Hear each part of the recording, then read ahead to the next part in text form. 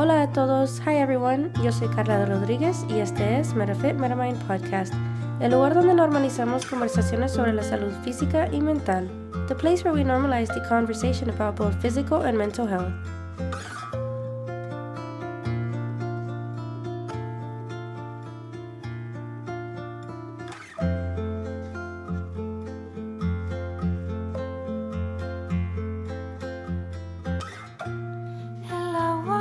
December has been a little slower for me, but I am just trying to wrap everything up this year, and someone who I admire, Dr. Denise Simpson, who has created a wonderful group called Deliberate Creators, gave me the guidance and homework to write everything I have accomplished this year and my feelings and goals.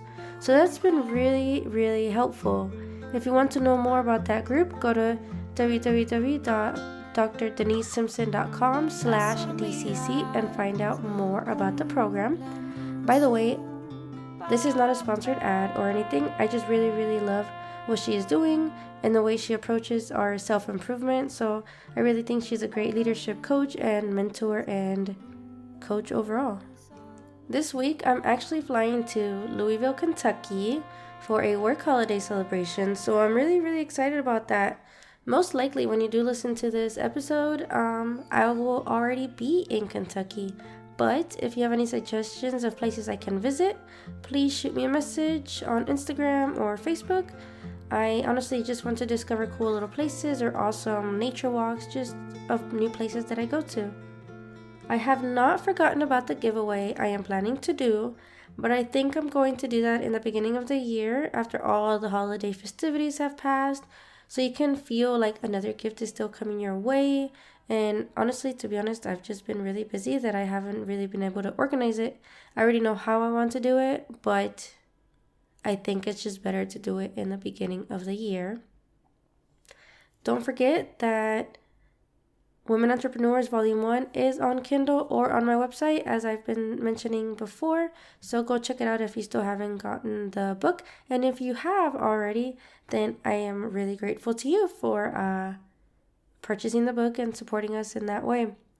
If you have been listening to my episodes and want to continue to support me in a different way, then just share this podcast or share it with someone that you think needs to listen to this podcast, and leave a review, leave a 5-star review, or you can even go to my Patreon page at patreon.com/Metafit Metamind and support me in that way as well.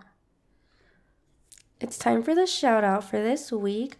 So I really wanted to say thank you to Ardelia08, who left a 5-star review on Apple.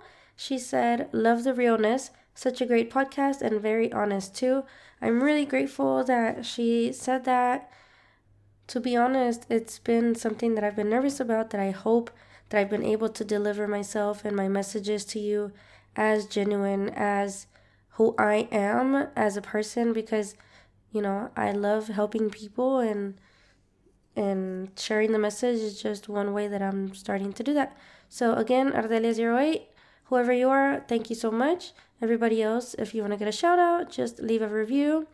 I'm really grateful anyway for your support. So yeah, go leave a 5-star review. So in this episode, I was really fortunate to speak with a woman who, honestly, it's hard to describe her in the way that I don't think my words give her enough credit, but I will try anyway. I was happy to be able to talk to Rosalia Rivera, a survivor, warrior woman, educating other survivors and parents. She lifts up those who feel disempowered. She is someone who's making sure the conversations surrounded around consent are easier to talk about. She is a Salvadoreña Latina entrepreneur, educator, and coach whose mission is to guide others to heal and move forward in their lives. In this episode, we do go deep in the conversation, where we do talk about sex, abuse, consent, parenting, among other things. So if you don't find yourself in a good place to listen to this podcast episode, please save it and come back to it later. Or if it's not something you can hear at the moment, then we totally understand that as well.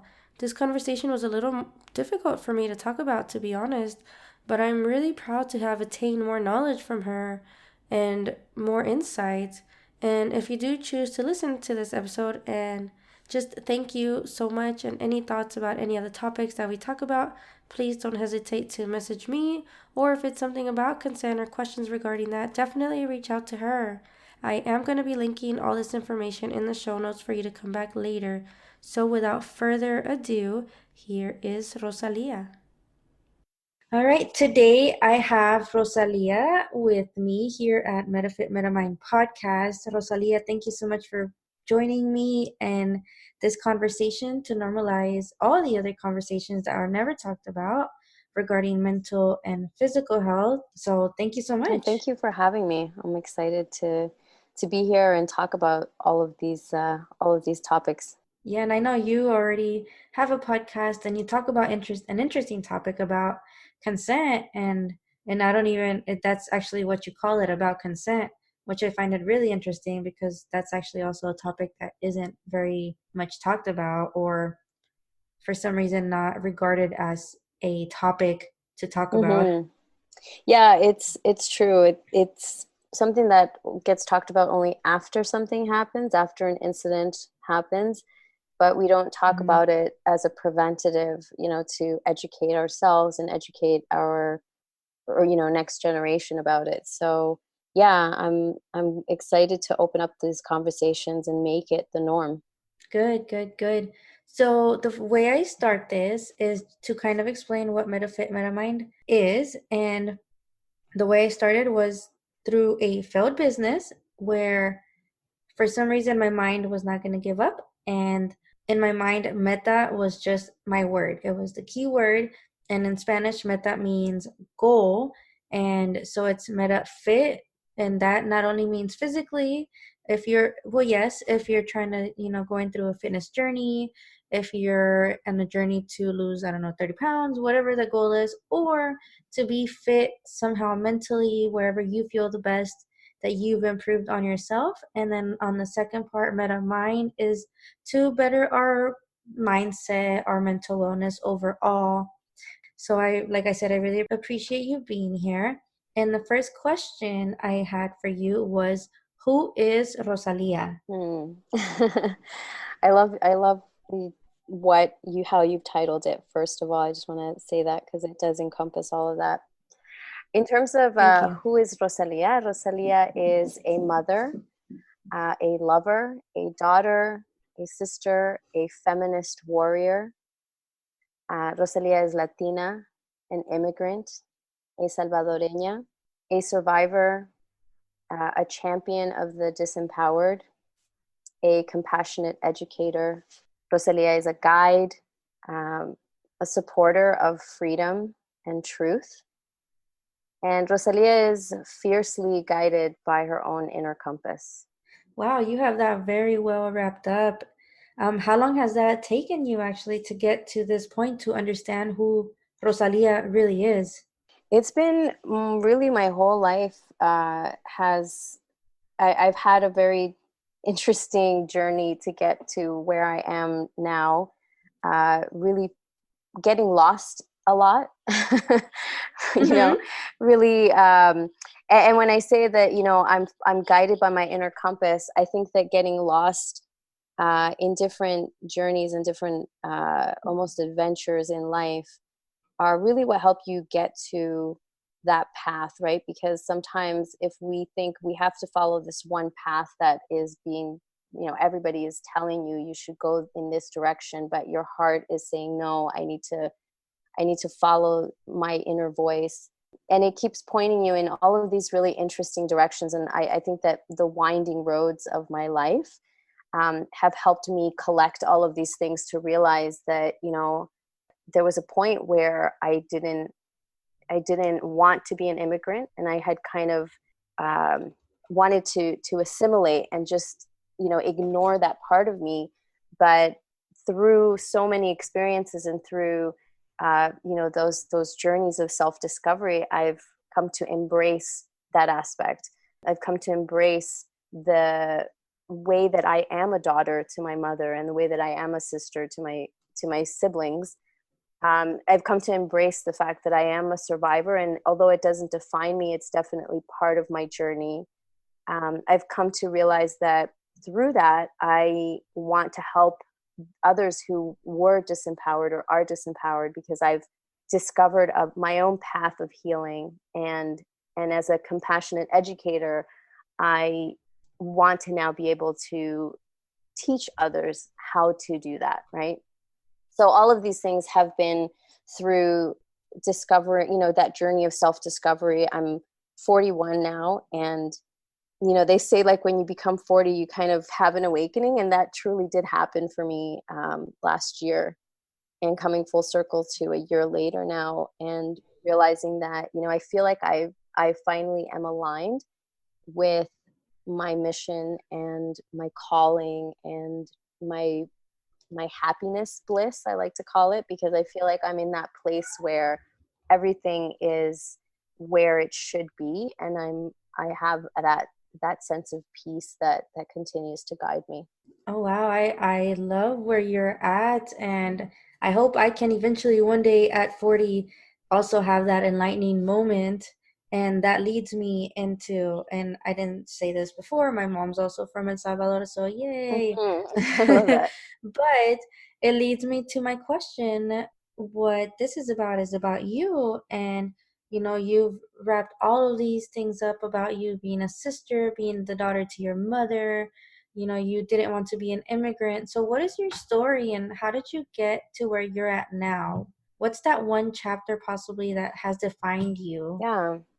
So I grew up in New York. I was born in El Salvador. We moved when I was 5 from El Salvador during the war to New York, and Mm. uh, my parents had a very tumultuous relationship.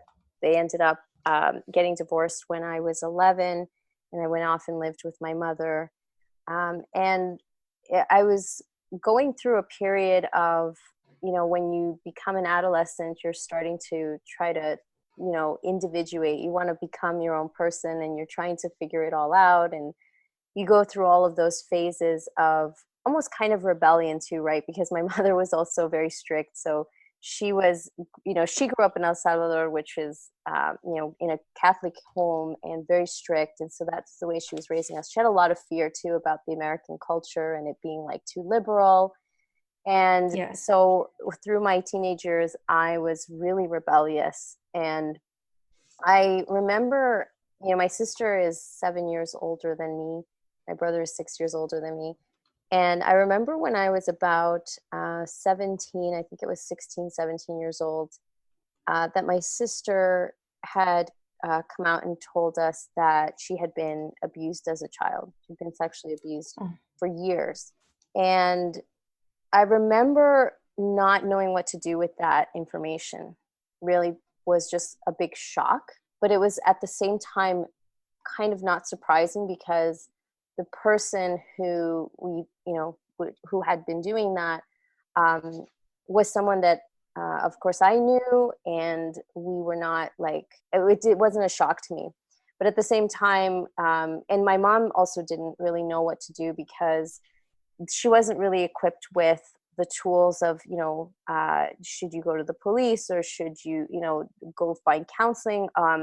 In the culture that we grew up in, talking about sexuality at all was something that you just don't do. Like, my mom could not even say the word sex. We never got any kind of sex ed at home.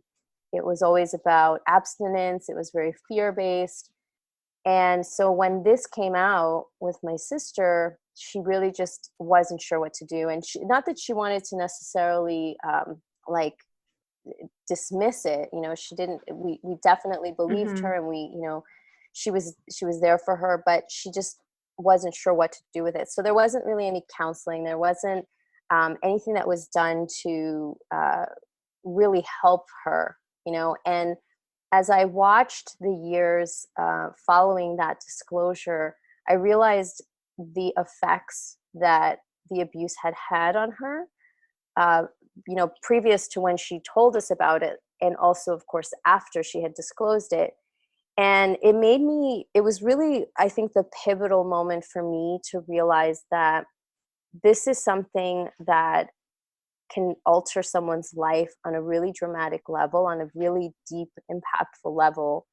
And if it's Mm-hmm. not treated properly, if it's not something that is guided properly, and that person doesn't get the support and the counseling and the healing that they need to overcome that, it can have really, negative impact on their life. And I wanted to, the way that I internalized it was that I wanted to find ways to support survivors. And the interesting part is that I, at the time, had not come to terms with my own abuse, since I was also abused when I was 10, but I had a lot of blocked memories. And so I think that there was a bit of a trigger moment that happened where I had that compassion to say, like, I understand what you're going through, but I didn't have the memories, and I didn't like relate it to myself. It's kind of weird when you look back and it's like you didn't realize that it also happened to you. So what ended up happening was that I decided that I wanted to go into psychology and be a sex therapist. So I did end up going to school for that. But in my third year of university, I left to pursue a completely different career, and didn't really understand why at the time, but it was ultimately because it was just too triggering for me, and I hadn't done my own healing, and there was still a lot of things that were unresolved, and I shied away from that. So that kind of happened a few more times. Like, I went into the marketing industry, which is ultimately where I ended up having a career for the last 20 years, was in photography and marketing. But ultimately, I've come back full circle to what I originally wanted to do after that truth had come out, which was that I wanted to help survivors, not just because I was so connected to it through my family, but also because of my own internal struggles, which I finally sought out healing years later, and started going to therapy and really unpacking and unfolding my own trauma, and realizing, like, especially once I had children, that was like another pivotal point. But ultimately it was about going full circle and coming back to the thing that I originally wanted to do. And that's how I've ended up where I am today. So it's as if for the longest time you were trying to escape that calling. Mm-hmm. Like earlier you said there's a calling that you've finally found or accepted, and basically you've come to the full circle, as you said, but you were escaping for a long time. And you said it earlier that your mom didn't know what to do with that information. And I think I can connect with that, because my mom was the similar way, in the way that at my house, sex was not talked about either.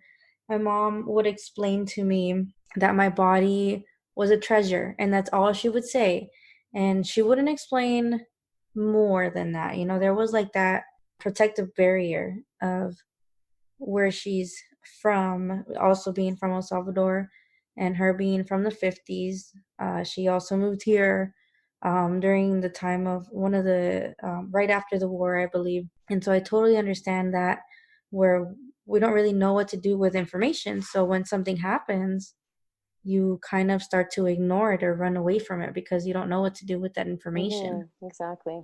So I had a question, because you said you saw how it started triggering her life. I'm assuming your sister's life, later in the years, or how it started affecting her. How is it okay if I ask you how that you started noticing that? Yeah, there were times where, there were bouts of depression, or, where you could see that there was a lot of unhappiness, but because it seemed like something that she had just disclosed, we never really talked about it. I never really asked her questions, because at the time I was also really young. We had a big age difference, and she was off Mm-hmm. kind of doing her own thing at a certain point. She had a daughter, that she was, focused on caring for and working. And so there was a little bit of a disconnect where she, I think, wanted to move on. She didn't really want to talk about it, right? And a lot of times as Mm-hmm. survivors, we tend to think, well, if I just put it in the past and I just ignore it and I don't think about it, it's going to go away. But when we don't resolve those things and don't discuss them, they are still right under the surface, and it's just a matter of time before they bubble up and start to come back up, and you have to deal with them, right? They confront you whether you like it or not. And what I realized was that her experiences of just living day to day were difficult. They were mixed with intense emotions some days, and it affects, I mean, as a survivor myself, I can tell you that it affects the way that you look at relationships, and it just seeps into all different areas of your life, including the way that you value yourself, you know, and the way that you value yourself Mm-hmm. is going to affect the way that you interact with others in relationships. And so, you know, at an early enough age, I understood that she wasn't happy and that there were things that were unresolved. She hadn't really confronted the person who had done that. So there was still a lot that hadn't been unpacked, right? And the Mm-hmm. longer that you continue to do that, the more intense it is going to be when you finally do have to confront it, because it's kind of like everything gets layered on top, right? Yes. So yeah, it was something that I was committed to helping her at one point, but I really couldn't do it until I had really dealt with my own stuff, because I had to come to terms with my own traumas and struggles in order to really have a better perspective to help her at that point. And Yeah, so, so it was later in the yeah, years, right? yeah, exactly. Mm-hmm. And to me, it's actually interesting that you did decide, during your first 3 years of college to go into sex therapy. And I know you said it was to, for that calling, but you started to run away from it.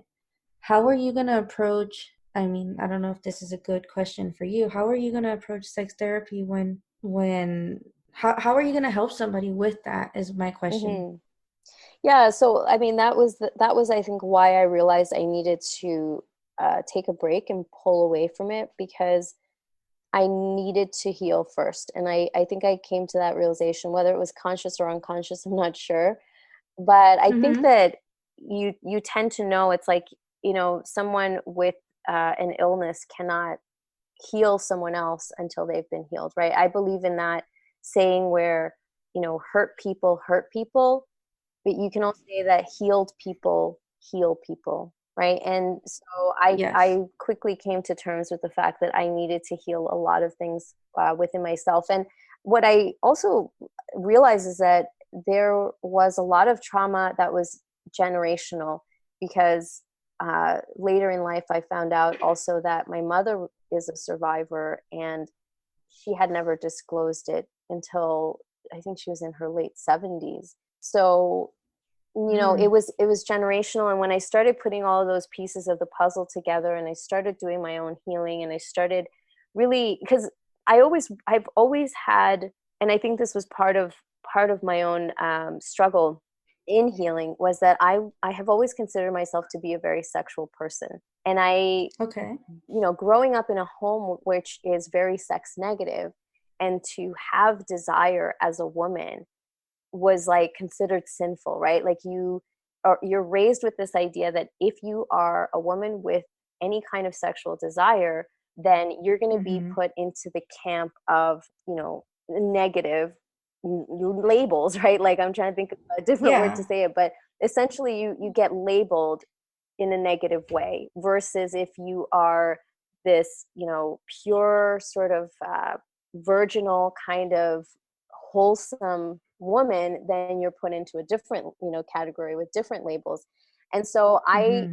you know, knowing that I was have always been a sexual person, I've always been very interested in sexuality, and being a survivor, there was a lot of guilt around it. Like, am I sexual because of what happened to me, or am I sexual because that's just my nature, or am I sexual because I'm human and we're all really sexual but to different degrees, right? So there was a lot of things Yes. that I needed to learn about myself, that I needed to accept about myself, that I needed to embrace, to reclaim.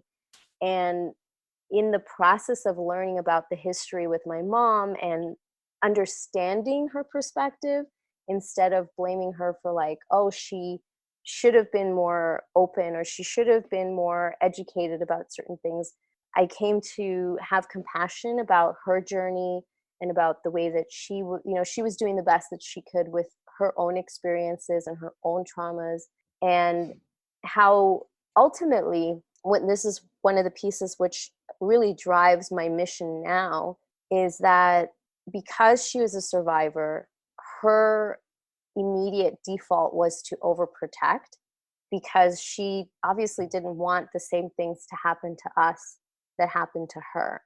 And she didn't have the tools, she didn't have the language, she didn't have the education about consent and about her own rights and about even this idea of what is known as the Madonna whore complex, right? That if you are not a virgin before you get married, or there's all this pressure that's placed on women about their virginity. And coming from the age and time and era that she grew up in, like, if you weren't a virgin when you got married, then you were worth less, right? And so Yes. that really gets into your core values of, like, you are now not worth as much because you're not a virgin, and worse if you were violated. So she had all of these fears of, how do you raise children in this over-sexualized American landscape and try to protect them? And the only thing that she could do was to overprotect us, because she didn't know how to educate us. She didn't have those tools. And so now when I raise my own kids, I want them to be educated. I want them to be empowered. I want them to understand their rights as well as the rights of others, so that they are going to go out into the world and be respectful of other people's rights, whether, regardless of gender. And so, all of that has really informed what I do now, how I navigate the world, how I educate others. I talk about this too in all of the work that I do, is that I have 3 missions ultimately. And the first is to mend the past, which is to help survivors heal, to be able to guide them to do that. And not as a therapist, because I'm not a therapist. I didn't, ultimately become a sex therapist, but I know that there are certain things that you need to do to even get onto that healing journey, right? And so Yeah. I like to say that I can be a guide. So one is to mend the past. The second is to change the present.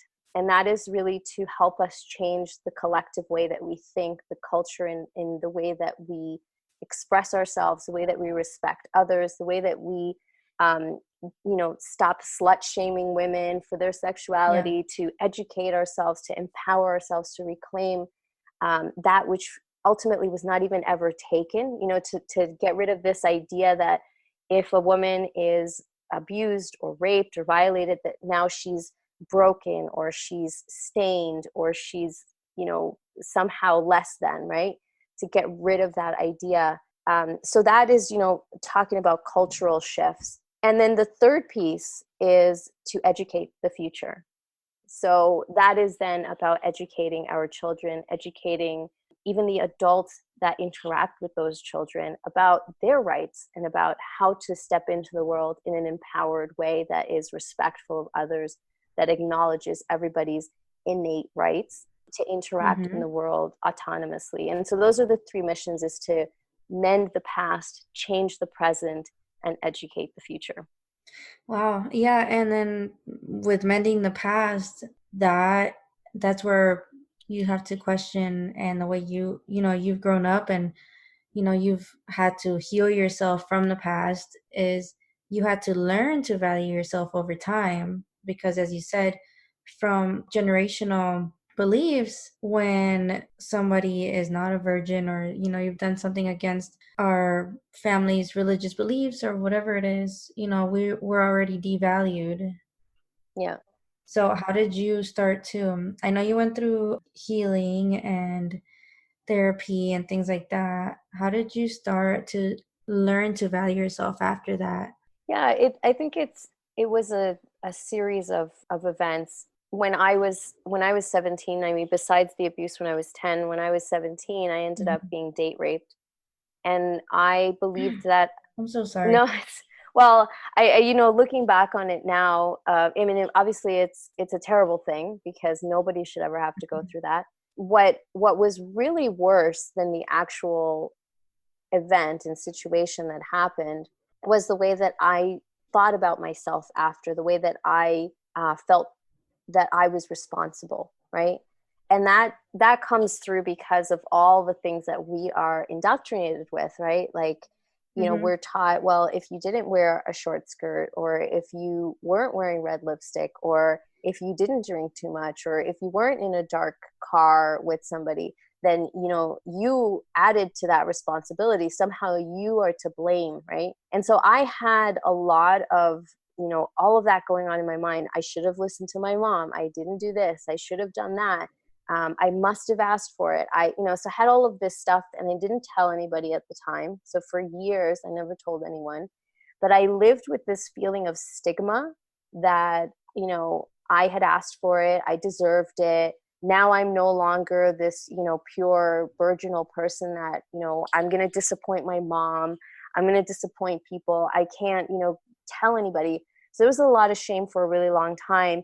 And it led me to make a lot of unfortunate decisions in relationships. One of which was in university, dating this guy who completely, just was negative about everything that I did, the way I looked. He was always comparing me to an ex-girlfriend, or, and so it was all of this stuff. And I initially thought that he was right, and I started internalizing it and feeling bad about myself, and didn't want to go to class because I felt I was so ugly. I couldn't even go to class. How could I show up there?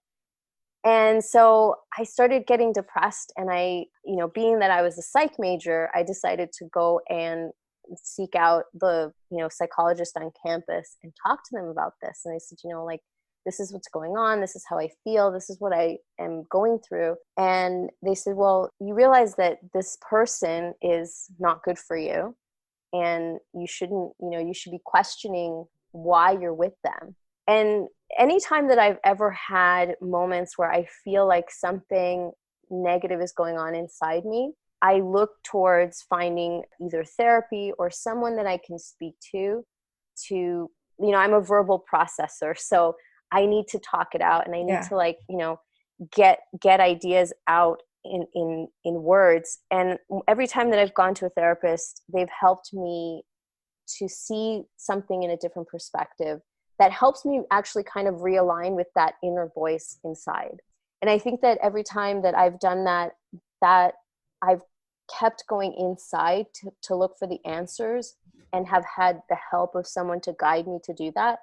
It's helped me to reconnect with myself as a valuable being, as a valuable person. And it's strengthened over time. The more that you can tap into that inner wisdom, that inner guidance, like we all have that inner compass. And if we can keep digging it up, and it's almost like, with a seed, if you water it and you tend to it, and you fertilize it and you give it sunshine, versus keeping it in the dark, it's going to grow. And so it was the same with me in terms of, trying to find that inner strength that I knew was in me, because I could see it in my mother. I could see it in my sister. I knew it was inside of all of us. I just kept trying to hold on to those bits of courage and strength. And that has always helped continue to remind me that that's where I need to keep going, and to find that courage to stand strong in my convictions of who I am.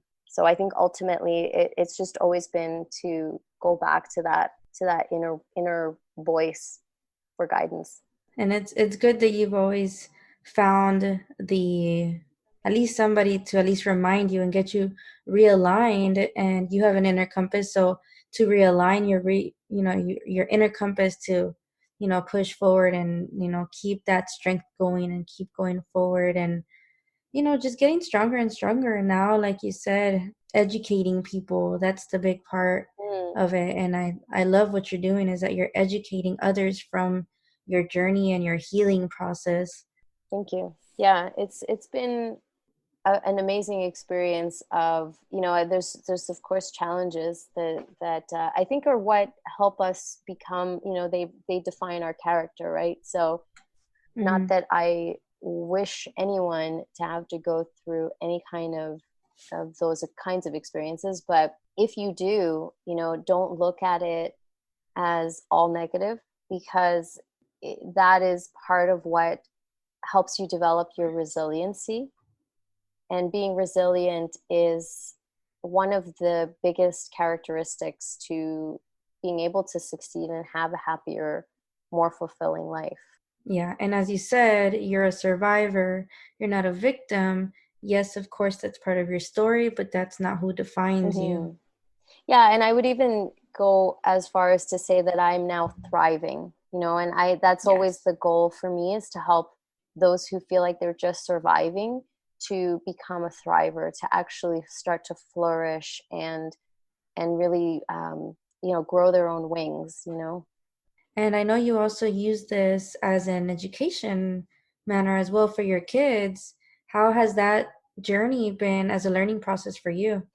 Yeah, that they're actually the reason why I realized that I needed to make this kind of education possible. Because when Mm-hmm. my oldest was 5, they were going to go off to a summer camp, just in the daytime. It wasn't an overnight camp, but it was the first time that they were going to be somewhere that I wasn't there all day, and it wasn't like I didn't have control over everything. And Yeah. most survivors, Anxiety yeah, triggers. exactly. And most survivors tend to be control freaks, believe it or not, because they didn't have control in at some point in their lives. And so that's one of the things that they're always trying to have, right? But with my son, I wanted him to be able to, have this experience, and he loves science, and this was something he was really looking forward to. And I was a nervous wreck, and I didn't know how to navigate this, because I just had all of these fears, and I was thinking, oh my God, I'm being such a paranoid, like over paranoid mom. And I started understanding my mom, and I thought, oh, okay, I get it now. Like I realized, but I thought learning from those lessons of how she was and what the end results were, I realized that I need to educate myself first and foremost on what I can do to protect my child, what I can do to educate them so that they can protect themselves when I'm not around, so that they know what to say or do, and that they know that they can come to me, that they know that they have a safe space, regardless of what they're told or what somebody says to them or does to them. So I quickly realized that as I was educating myself, triggers were starting to come up, because there's so many, like, you learn about body safety, and you have to talk to your children about what private parts are, and how do you tell Mm-hmm. them without freaking them out and without like scaring the life out of them to think that the world is full of bad people, right? Because you don't want them to Yeah. have that. You don't want to take away that innocence. And so I went through a lot of education. I took courses, I read everything online about this, and I kept finding that I was wanting to pull away. I was like, oh, it's just easier to protect them. It's easier to just not let them go to these things. But ultimately, that's not going to serve them when they get older, when I'm not around, and when they have to navigate the world on their own. So as I was learning all this, I realized there's nothing out there for survivors specifically. Nobody is speaking to the survivor experience as a parent to say, look, we understand these triggers. We understand like how this is hard. Here's how to help navigate that, right? And so through that experience, I realized, like, because there's nothing in that space, and I'm looking at it through that lens always, I can help guide other survivors through this, complex process of educating. And it doesn't have to be complex, but from a survivor perspective, it is, because there's all of these layers to it that, are really hard to navigate on your own. So one is, a lot of times survivors just don't disclose, so they feel alienated, right? Like they can't tell Mm-hmm. anybody about why they're so overprotective, or why they're, the kids get upset because why, so and so is letting me do a sleepover, why aren't you? Yeah.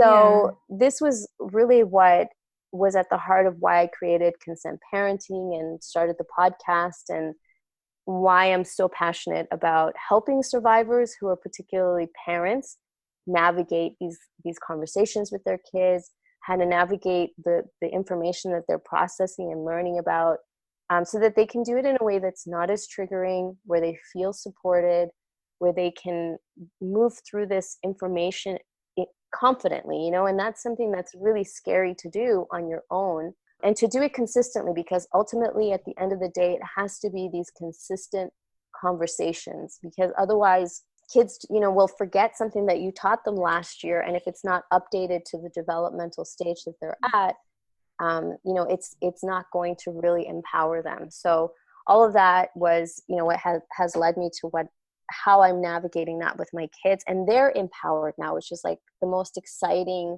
fulfilling thing in the world, to see that they understand their rights, they understand the rights of others. And they're still learning, of course, but where they are now is amazing compared to where I was at their age and not knowing. Yeah, and I a lot of times I find myself surprised how much kids at 10 years old, 9 years old know. And I look at them and I'm like, whoa, I was like, I had no idea what that was Right. at that age, because I was so overprotected. Yeah. Like my mom, when I asked her, because I already knew what it was, right? But I wanted to hear it from her.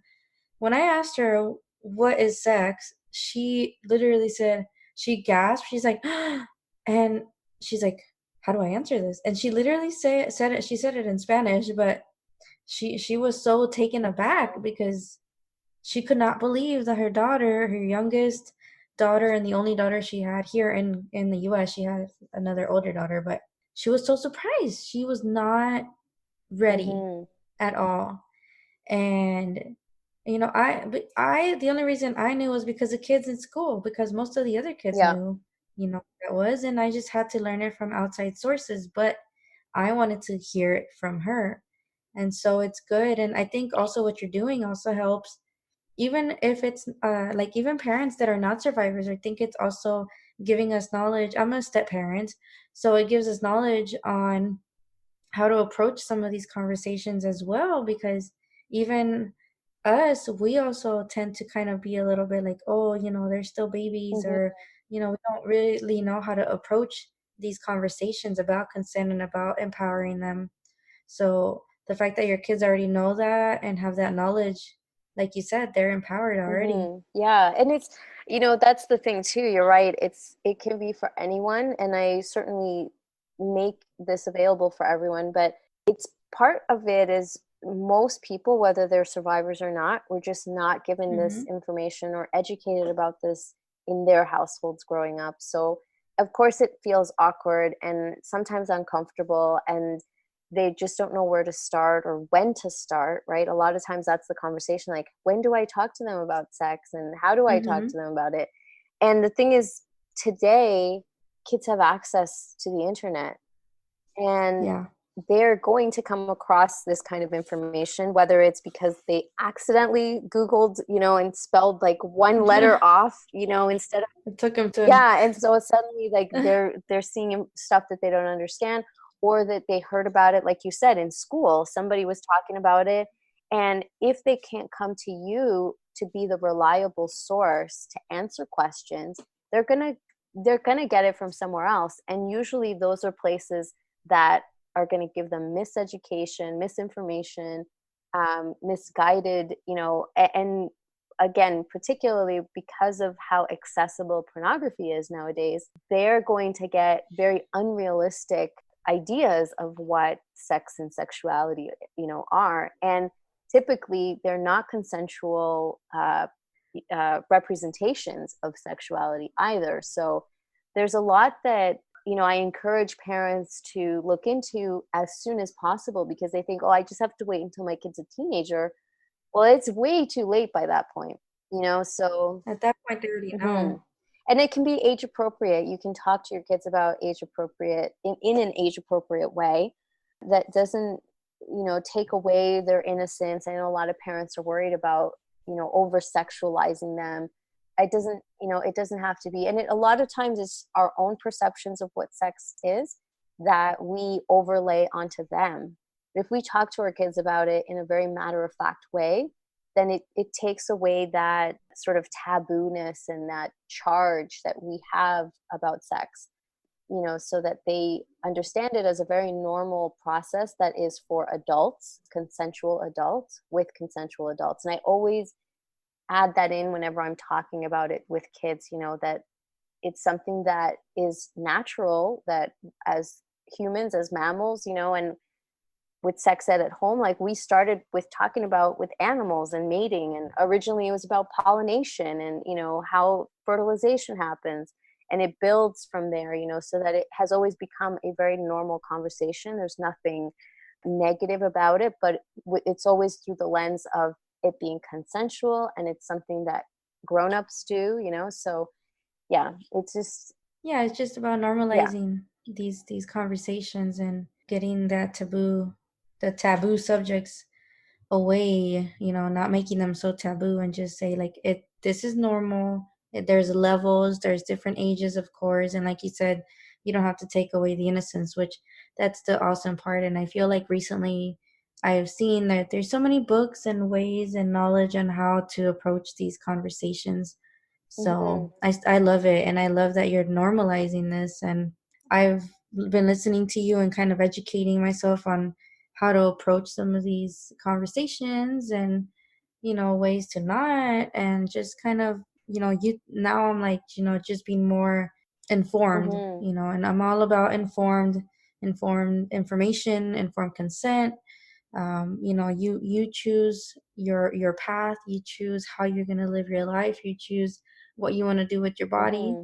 So it's really amazing that you're doing that. Thank you. And so and like I said, I'm so happy that we're having this conversation, because as I said, my podcast is about both mental and physical health, and starting it from the age of children to adulthood, we're always learning about. Educating ourselves has so much to do, with knowledge and our brain and our mental wellness, and how to empower ourselves, how to become better people. And sex, that's just not a normal word. It's not, like, even though it's so normal, it's just not. And we just got to get it out there and say it's a normal thing. We all have gone, done something, or we all have physical needs as well, and let's just educate ourselves on how to approach those Yeah, conversations. exactly. It's a beautiful part of the human experience, and I think it's going to be so much more rewarding for our children to have these educated perspectives, so that they can have more, amazing experiences as they get older, that are in healthier relationships and healthier sexual relationships, and that are healthy, so yeah, ultimately it's about just knowing that this is part of the human experience, right? So yeah. And so I wanted to ask you, what is one thing you would want somebody to remember, that's something that you live by, that you would want someone to remember? It could be about sex, consent, whatever, how you've gone through your healing process. Yeah, so I think that the main thing is that I always want to remind anyone who's going through any kind of healing process that your worth is innate. There's nothing that anyone can do to you that can take that away. That it is something that we're born with, that we die with, that cannot be taken away, broken, stained. That our inner worth is what we decide it is. And the more that we heal, the more we come to realize that we are worthy of love and respect. Oh, nice. I love the word thing, because that's something that I had to learn for a long time, is to value myself. So Hmm. that's good, definitely, to remember. And what are you planning for this next year? What's new? What's interesting that's coming up for you? Yeah, so this coming year, I'm going to be launching my course, which is going to be partly a coaching program for parents to learn how to educate their kids about body safety, boundaries, and consent, which is going to be a very transformative course. I did a beta test this summer and have been Mm-hmm. working on really putting together something amazing based on the students that went through that course and their feedback, and the way that I've been working with people one-on-one, that has really informed how I want to put this course out. So I'm really excited about that. It's going to be launching at the end of January. And So that's one of the things that I'm really excited about with kicking off the new year, is to help those, survivor parents who are ready to take that step to empower their families and themselves. And to continue with my podcast, I'm hoping to really, kick off with some amazing guests I have lined up as well. So that's really exciting for me too, is being able to, continue doing some deep dives. I've gotten great feedback about that. And to do some more public speaking to really get this message out onto bigger platforms as well, to, be on stages to convey this message of consent, and why it's so important to be proactive and preventative. That's so exciting. That's so powerful. That's so, like, I can't wait to see all of that happen for Thank you. you.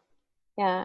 And if people did want to learn more about your course, or more about Consent Podcast, or more about you, where can we find you? Sure. So you can find me through consentparenting.com. My podcast is aboutconsent.com, and I'm on Instagram on both, two accounts for my podcast, About Consent Podcast, and Consent Parenting is the other account. So I'm always really active on Instagram, one of my favorite places. But I'm also on Facebook. I have a Facebook group for parents that's free to join. Okay. So anyone who wants to just get an understanding, some basic stuff. I go on live once a week to answer questions. And I'm also, just on, I go live also on my Facebook page. So I'm all over the place putting out this message and getting it out there, so that, parents and survivors as well, whether you're a parent or not, are hearing this message, because it's really about reclaiming our power and our sexuality and our worth. Wow, yeah, and I'm gonna share all of your handles, all the links and everything. Yeah, you always have good messages to share. So anybody who's listening to this and you want to know more, just click on the links and you'll get straight to her page. I just wanted to end this with just telling you how grateful I am for you to have jumped on this call with me, to have this conversation, this taboo subject about consent, about sex, about educating our children. I'm so grateful to you, and I really am excited to hear more of your messages, and just your speaking engagements. Thank you. Well, Carla, thank you so much. I really appreciate you and your platform as well. I love the message that you're putting out, and I'm really just very grateful to be here as well. Well, thank you so much. I was so grateful to Rosalia for joining my conversation, where we do discuss both mental and physical health and our overall well-being. There were so many great things that she did speak about, so I really hope that some of that did resonate with you, or with someone that you think this can be helpful for. Definitely share it. These conversations have such a strong correlation between both mental and physical health, so let's talk about these things. Although they may be a little awkward or hard or whatever, like, it's important to just put them out there, and let's make sure it comes from us and not from somebody else. A few things that really resonated with me, well, there's a lot, but here's just a few so I don't give you way too much information. 1, hurt people can hurt people, but when you heal, you can also heal. The fact is that we have to work on ourselves first before we try to go and help someone else. We won't really get that far if we aren't at the point where we should be, in a good place that we can move forward, because how are we going to try to help somebody else move forward where we're actually stuck? Just like her, where we grew up in a sex-negative environment where we don't discuss conversations about sex and how normal it is. A lot of our Latino families do have those beliefs where we think differently.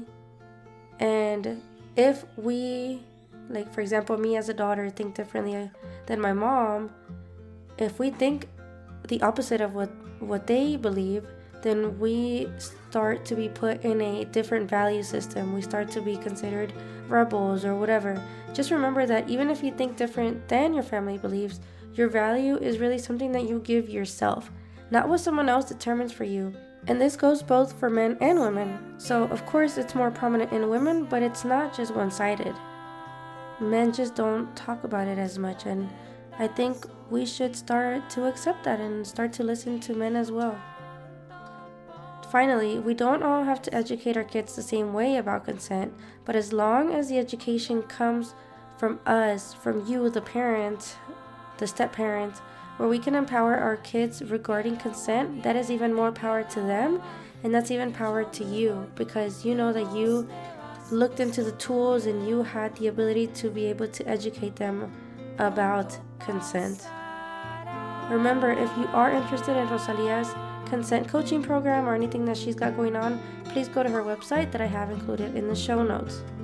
As I've said it before, and I will continue to say it, and I will say it forever and ever and ever, I'm so happy to be able to share with all of you the fact that these conversations are becoming more normal and that I can share them. And if you think somebody else needs them and you share them, this is a way that we help each other out. This is a way that we become a community to where we see how people improve on themselves, and if they do need to listen to something like this, then hopefully it does help them, right? Don't forget to follow me on Instagram, on Metafit Metamind Podcast, on Facebook, or on the website. Subscribe on Apple Podcasts, Google Podcasts, CastBox, iHeartRadio, or any other platform that you may listen to your episode. Also share it and review it, and maybe give me some 5 stars, Also, go to patreon.com/metafitmetamind if you want to support me in that way. Don't forget about the book if you want to read my story or other women's stories on how we've gotten to where we are now as entrepreneurs or as leadership coaches, life coaches, business owners. If you want some inspiration, definitely go check it out. Thank you so much for listening to this episode up to this point. I am Carla Rodriguez. This is Metafit Metamind Podcast, where we are normalizing the conversation that we would have never had.